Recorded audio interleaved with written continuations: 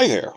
This is the second of two quick follow-up videos I'm making for questions that came up about the House of the Dragon teaser trailer in the deep dive made by Red Team Review and Preston Jacobs.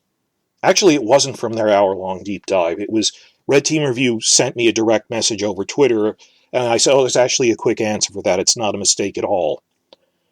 That in the swearing-in scene where this happened in the books, that there's this big ceremony in front of the Iron Throne with all the assembled great lords where Viserys makes everyone take oaths that swear that Rhaenyra is my officially named heir and that you will honor this. So in that shot in the trailer where she's wearing this really ornate, ceremonial, Byzantine-inspired outfit, she has this oversized necklace for the purposes of the ceremony that has the sigils of all of the great houses on it, including the Martells. You can see it in the back view. It's behind her neck. And a couple of people asked, is that a mistake? Red Team Review just off the top of his head, wait, is that a mistake because Dorne is still independent at this time? I said, no, that's actually really accurate that they did that. It's complicated, but it's accurate. That even though Dorne is still independent, the Targaryens never gave up claiming it. It's supposed to reflect how, there have been points in history where the King of England styled himself King of Ireland or King of Scotland, or particularly King of England and France during the 100 Years' War, even when they didn't control all of France. That there's points where you're claiming territory that you say, I'm also king of that disputed territory, even though you don't control it at the time. But that happened in real life, so reflecting that, Martin has said for years that from day one, from the time of Aegon the Conqueror, even the time of his sons, when they officially did not control Dorne and gave up trying to conquer it, they still called themselves Lord of the Seven Kingdoms. And I've seen some people make fanon explanations for that there is an official explanation. They just include Dorne in the count, even if they don't control it now. That I've seen even some official, publisher people over Twitter that years ago just stuck with me going, oh, well, they're called Lord of the Seven Kingdoms at the time because they promoted the Riverlands to be the Seventh Kingdom. No. I've seen people saying that never happened. Officially, Dorne was always the Seventh Kingdom. It was called the Seven Kingdoms as a geographic term. There's only one kingdom now, the Kingdom of the Iron Throne, but Seven Kingdoms was an old term for that. Riverlands was ruled by the Ironborn at the time, and the Stormlands before that. They were never promoted up. For that matter, because it's an anachronistic geographic term, there's 9 regions in the Seven Kingdoms. 9 top-level regions, because you have the Riverlands, which is the Borderlands, and you have the Crownlands, which is the capital region. They never actually used the word Crownlands by name in Game of Thrones. I really hope they explain that in House of the Dragon, because a lot of the action takes place in the Crownlands, in and around King's Landing versus Dragonstone, that this is this separate area that we carved away from the other kingdoms to turn to its own thing. But Seven Kingdoms refers to that Dorne is the Seventh Kingdom. And beyond just debating Lord of the Seven Kingdoms, the full title of the King on the Iron Throne is King of the Andals, the Rhaenyra, and the First Men. That's the official king title. The Rhaenyra are the ethnic group that live in Dorne. It's so stupid that the TV show was always trying to, make a solution to a problem that didn't exist. That since season 1, they'd cut out of the Rhaenyra, because they said, we didn't know if we'd ever show Dorne in season 4, so we were only focused on season 1's needs. So we shortened it to just King of the Andals and the First Men.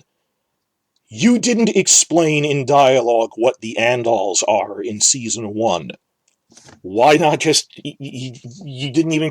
we'd have to waste time explaining what the Rhaenyra are. You didn't bother explaining what the Andals are.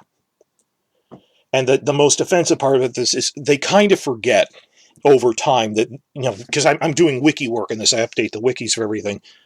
They weren't consistent about that, and there were times when they would forget their own change And particularly, there's multiple points where Missandei introduces Daenerys as Queen of the Andals, the Rhaenyra, and the First Men, and they're inconsistent about it because they forgot their own change.